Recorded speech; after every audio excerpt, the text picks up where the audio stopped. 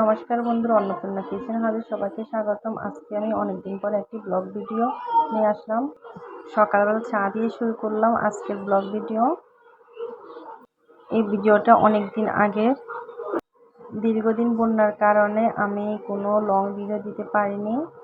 আমি আসলাম বাবার বাড়িতে ছোট ভাইয়ের বউয়ের স্বাদের অনুষ্ঠানে। তো স্বাদের অনুষ্ঠানে অনেক রকমের পিঠা বানানো হবে। স্বাদের অনুষ্ঠানে অনেক রকমের পিঠা দিতে হয়, সেই জন্য এখানে সবাই মিলে অনেক রকমের পিঠা তৈরি করছে। মূলত স্বাদের অনুষ্ঠানে 7 রকমের পিঠা দিতে হবে, তাই সবাই মিলে 7 রকমের পিঠা এখানে বানানোর চেষ্টা করছে। আমিও কিছু পিঠা বানালাম সবার সাথে। আর এখন সমস্ত পিঠা ভাজা হবে। এখানে অনেক ধরনের পিঠা ভাজা হচ্ছে।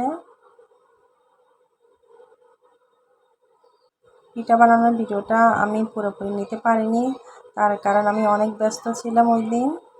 কিছু কিছু ভিডিও নিতে পেরেছি।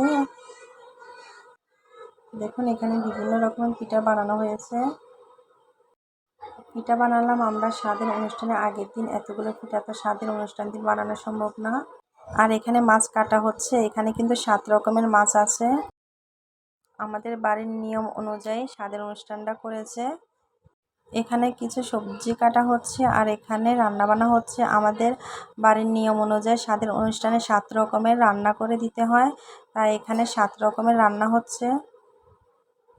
এই অনুষ্ঠান কিন্তু খুবই ঘরোয়াভাবে হচ্ছে, কারণ চারিদিকে বন্যার কারণে মানুষজন খুবই কম বলেছে, আর আত্মীয় স্বজন তেমন একটা আসেনি। আমরা ঘরোয়াভাবে অনুষ্ঠানটা করেছি। এখন সমস্ত রান্নাবান্না শেষ। এখন স্বাদের অনুষ্ঠানে এখন রান্নাবান্না সব শেষ। এখন আমার ছোট ভাই বোনকে স্বাদ দেওয়া হবে। আর আমি এখানে তার জন্য নিজ হাতে থালিটা সাজিয়েছি। কেমন হয়েছে জানাবেন। এখন আমার ছোট ভাইয়ের বউকে সবাই মিলে আশীর্বাদ করতেছে। খুবই ঘরোয়াভাবে অনুষ্ঠানটা হচ্ছে, খুবই ছোট অনুষ্ঠান। আর আপনারাও সবাই তার জন্য আশীর্বাদ করবেন, যাতে করে তার আগামী ভবিষ্যৎগুলো খুবই মঙ্গলময় সুন্দর হয়। এখন সবাই মিলে আশীর্বাদ করে তাকে উপহার দিচ্ছে। এভাবে নাকি গায়ের উপরে শাড়ি দিতে হয়। তো সবাই মিলে যে যার পছন্দ অনুযায়ী তাকে শাড়ি দিয়েছে। আসলে সব শাড়ি তো একসাথে পরা সম্ভব না, তাই সবগুলা শাড়ি তার গায়ে একবার একবার করে জড়িয়ে দিয়েছে। সবাই এক এক করে আশীর্বাদ করতেছে। আশীর্বাদ পর্বের শেষে খাওয়া দাওয়ার পালা।